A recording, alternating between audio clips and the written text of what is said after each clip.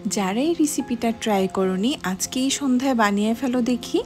তার জন্য নিয়ে নিতে হবে কড়াইয়ে 2 কাপ মতন জল, বেশ ভালো করে ফুটতে দিয়ে এখানে আমি একটা আলু আর 1.5টার মতন গাজর কিউব করে কেটে নিয়েছি। জলটা যখন এইরকম ফুটে উঠবে তখন আলু আর গাজরগুলো দিয়ে দিব। দিলাম 1 চামচ নুন। না খুব বেশিক্ষণ সেদ্ধ করবে না, কিন্তু শুধু 2 থেকে 3 মিনিট সেদ্ধটা এরকম হবে, ভেতরটা নরম হয়ে যাবে আর সবজির কালারটাও একদম পারফেক্ট থাকবে। জাস্ট 2 থেকে 3 মিনিট নাড়াচাড়া করে যখন কালারটা এই রকম থাকবে তখনই আমি সবগুলো সবজি নামিয়ে ঠান্ডা হওয়ার জন্য কিছুক্ষণ সময় দিব। আর সেই সাথে লাগছে আমার আরেকটা ইনগ্রিডিয়েন্ট, সেটা হচ্ছে একটা আপেল। আপেলগুলোকেও আমি খোসা ছাড়িয়ে কিউব করে কেটে নেব। তো চলো এবার ড্রেসিং করা যাক।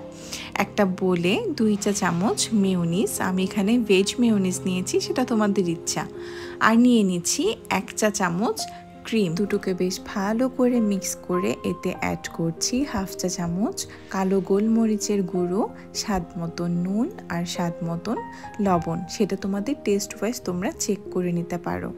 দেন ভালো করে হুইস্ক দিয়ে মিশিয়ে অ্যাড করে দিচ্ছি সিদ্ধ করে রাখা সবগুলো ভেজিস অ্যান্ড কেটে রাখা আপেলের টুকরো, সেটা আমার শুটে মিস হয়ে গেছে। বাড়িতে আজকেই বানিয়ে ফেলো আর আমাকে জানাতে ভুলবে না যে কেমন লাগলো এই সালাদ।